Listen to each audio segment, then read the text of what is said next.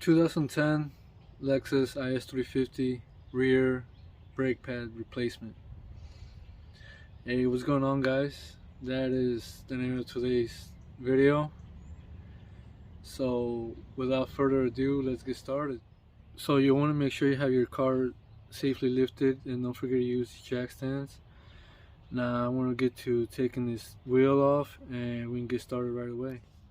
Okay, so after removing your wheel, this is the left rear rotor and brake caliper, and the objective today is to replace these brake pads right here. So what we're going to do is remove these two clips right here and these top and bottom guide pins that go through the brake pads, and they just slide out very easy.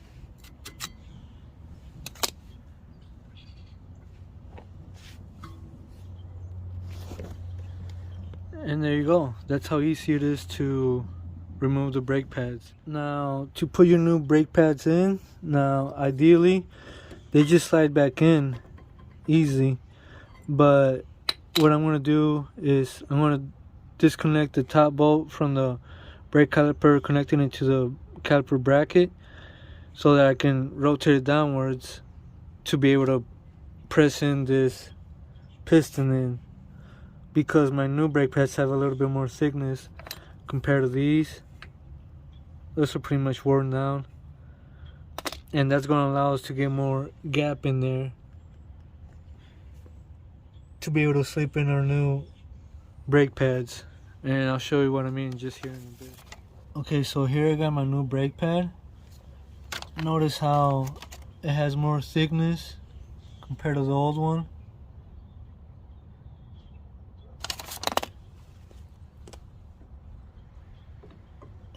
And that is not going to go in whatsoever. So we need to compress that piston in to be able to get that in there.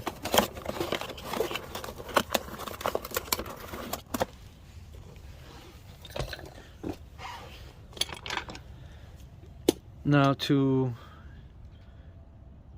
make this caliper rotate downwards like this, you remove this guide pin with a head bolt 19 millimeters or an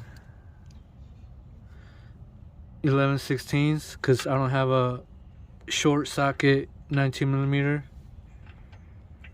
Okay, so that was my bad, guys. It's actually a 3/4 socket, not 11/16 for the top guide pin head bolt. And one thing I did forget to mention is I put my outside brake pad back in to demonstrate sometimes that these get stuck onto the caliper, or they're compressed down too much and you can't get it out by hand. So I put my brake pad back in to demonstrate. You just get yourself a long flat blade screwdriver to get some leverage, or a pry bar works just as good, and you just kind of work it out like that. Mine comes out easy, so obviously it's going to come out easy, but that's just a small hack that you can do if you have trouble taking it out.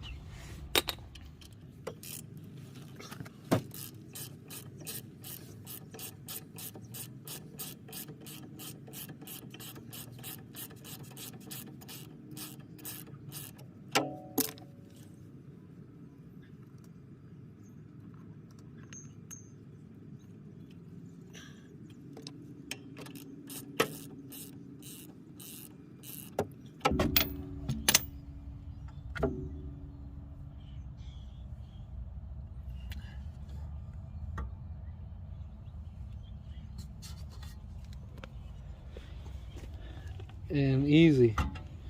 Now you can get your tool in here to be able to press this piston down so that you can get your brake pads in through the backside, no problem. Okay, so you take your C-clamp. This is a 6-inch C-clamp. You probably don't need one this big, but this is what I have.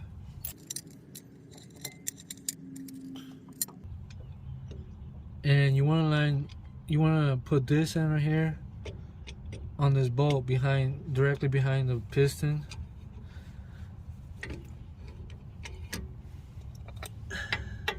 And take your old brake pad.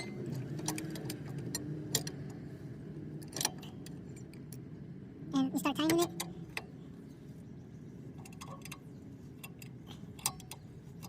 And notice how the piston is driving in.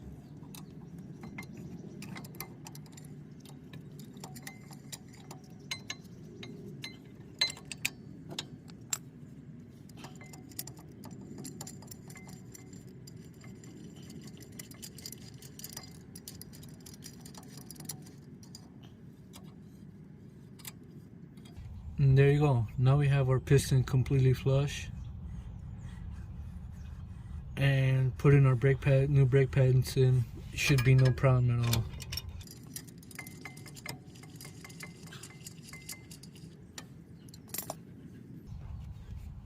Now this next step is completely optional, but I'm going to slide my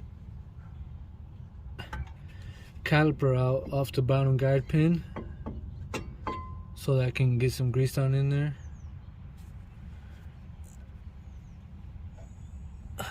Yeah, it's pretty bad in there.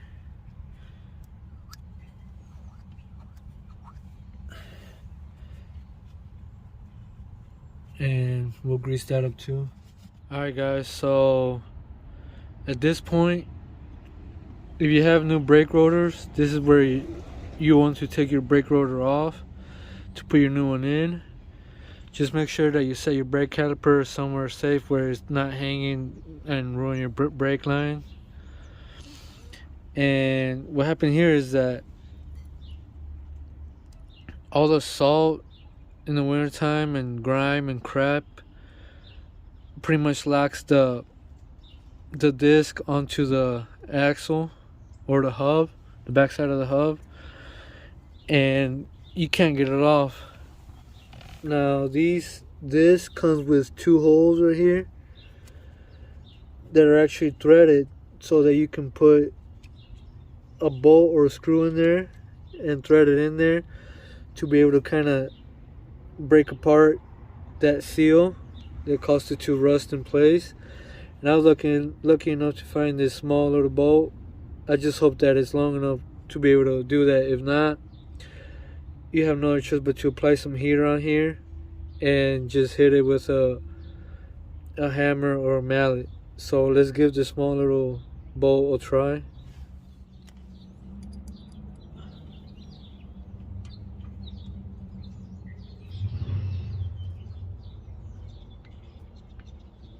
Alright, so I feel some resistance.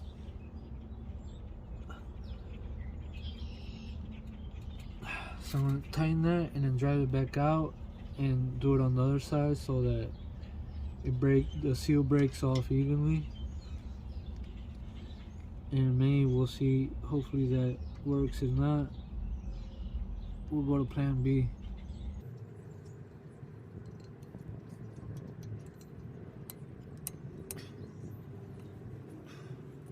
I'm not even sure they made contact with the backside. I'm still on there pretty good.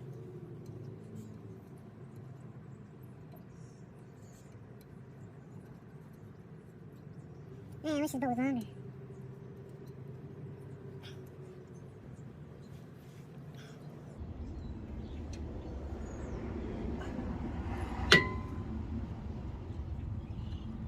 Alright, so I heard a crack, so hopefully that was the seal giving way.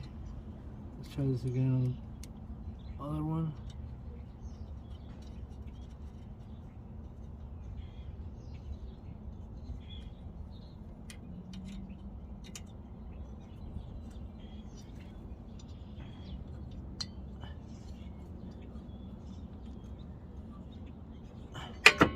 And there you go. It seemed to have worked.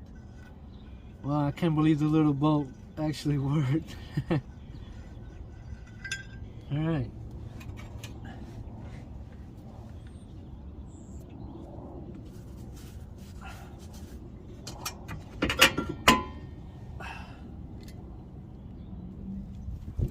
Okay, so this is what I'm talking about right here. That's where it gets pretty much sealed onto with all that salt and crap during the winter time. So what I'm gonna do is just scrub that down and then put some anti-seize on there to prevent that from happening in the future. And at this point, you also want to get yourself some compressed air and blow everything down, and then spray it down with brake parts cleaner before you put everything back together.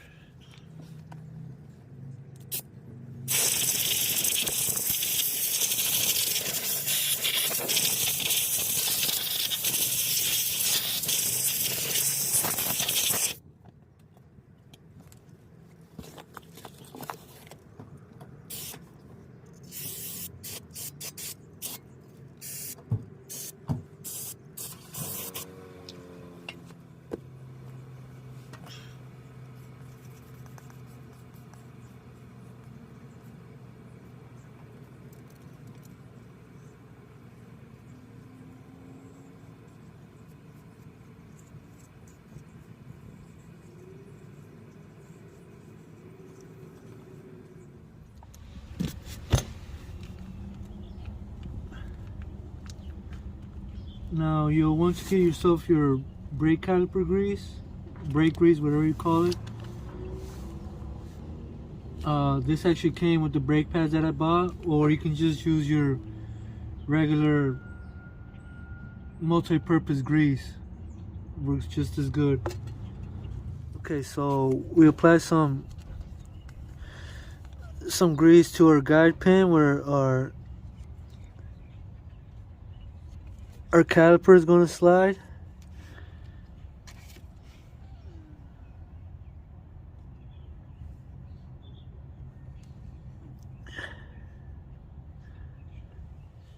Alright guys, so to finish preparing your brake caliper to put back on, you'll want to apply some grease where the brake pads make contact and that are going to slide back and forth inside the caliper.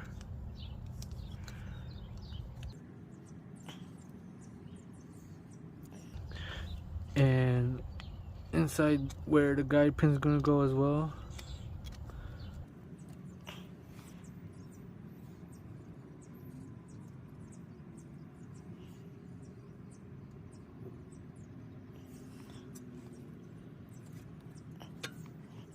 Trying to do this with my hand.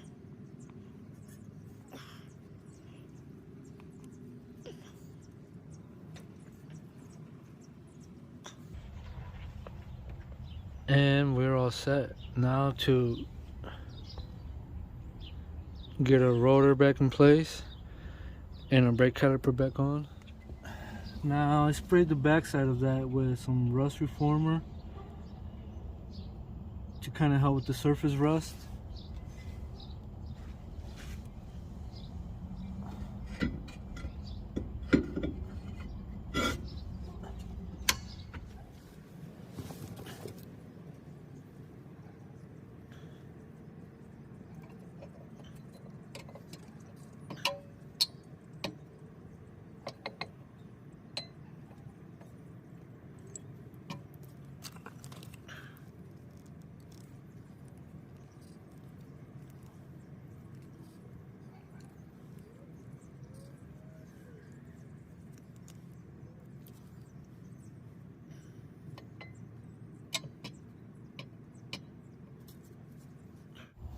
Okay, so we got grease on our top guide pin.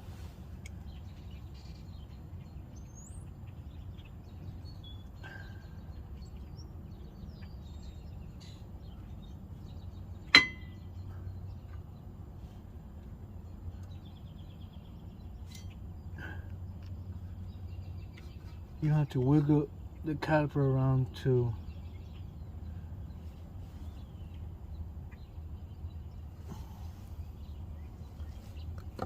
be able to find the spot where that thread's onto.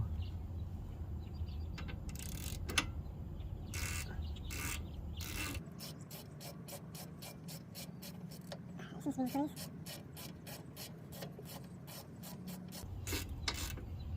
Now you want to just snug that, and we'll tighten it down later, because you will have to torque that down.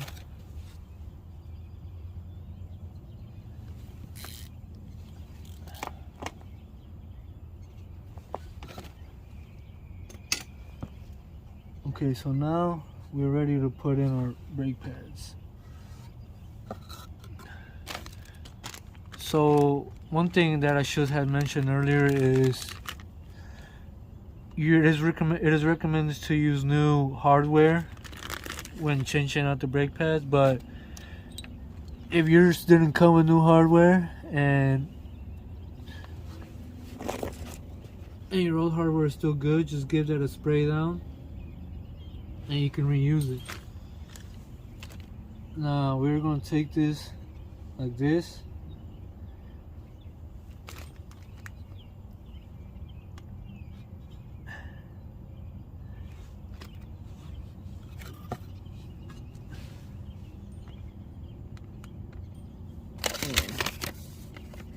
First we get our brake pads. I'm not sure what to call that. It's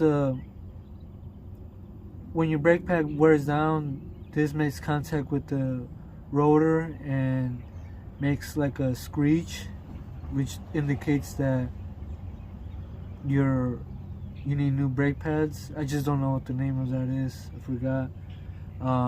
If anybody could tell me down in the comments what's that called, please let me know. And we'll slide that in there like that. Notice how it slides in, no problem. And by the way, that one goes on the inside, on the back side, the one with the wear sensor. That's what it's called. And we take our other one. You may have to push on the rotor to be able to slip this one on, and just kind of line it up as best you can, and take one of your guide pins, doesn't matter which one, and then this contraption, and we're gonna go in like this.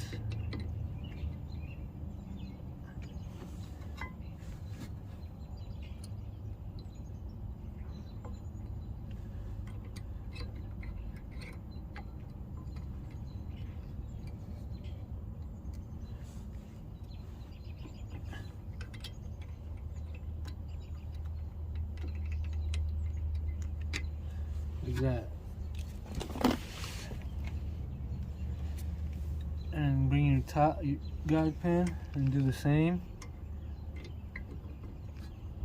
Wiggle your brake pad around. The same on the back side. Like that. Shit, I think I blocked that. But yeah, it goes in like that. Now, one thing important note to remember is that these guide pins have these little holes right here, which is where your other locking hardware is gonna go into, like that. And I'll demonstrate here in a bit.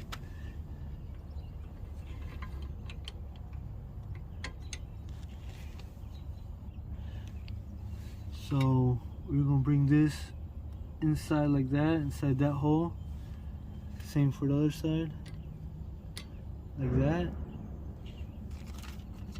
And then this one's the tricky one. This sits inside that little hole where the other hardware went in, but at the same time, this and that go on the top and bottom guide pins on that hole I showed you earlier.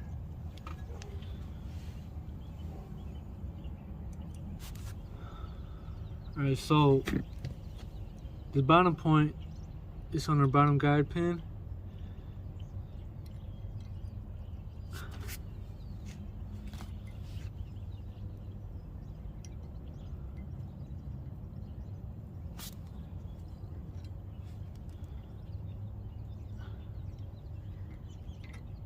Like that.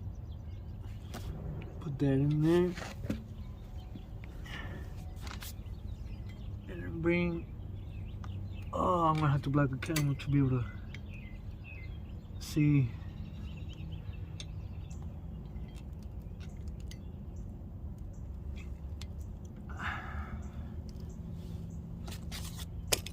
Alright.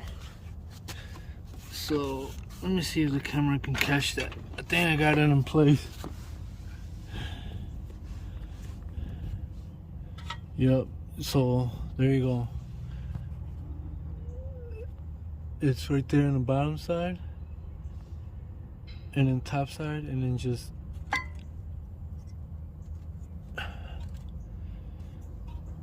there you go, like that. So everything's locked in place. Your caliper is nice and tight. Your brake rotor, nothing's going anywhere.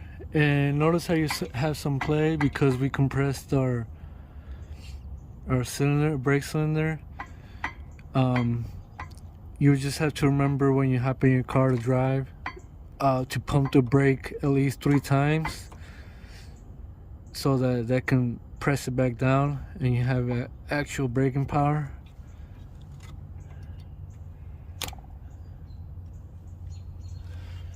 So just double check everything.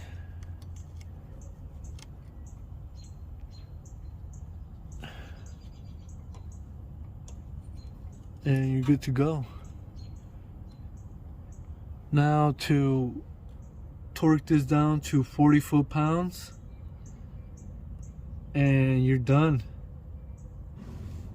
Alright, so 40 foot-pounds.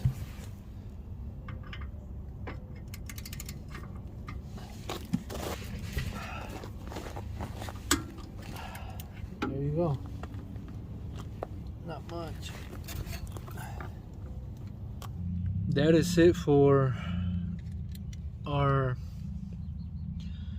2010 Lexus IS350 rear brake pad replacement. Same process on the other side, just inverted, and a few of the steps that I did can be skipped over. It just depends on how meticulous you are about your vehicle. And that's it. Thank you all for watching. Don't forget to like, comment, subscribe, and see you on the next one.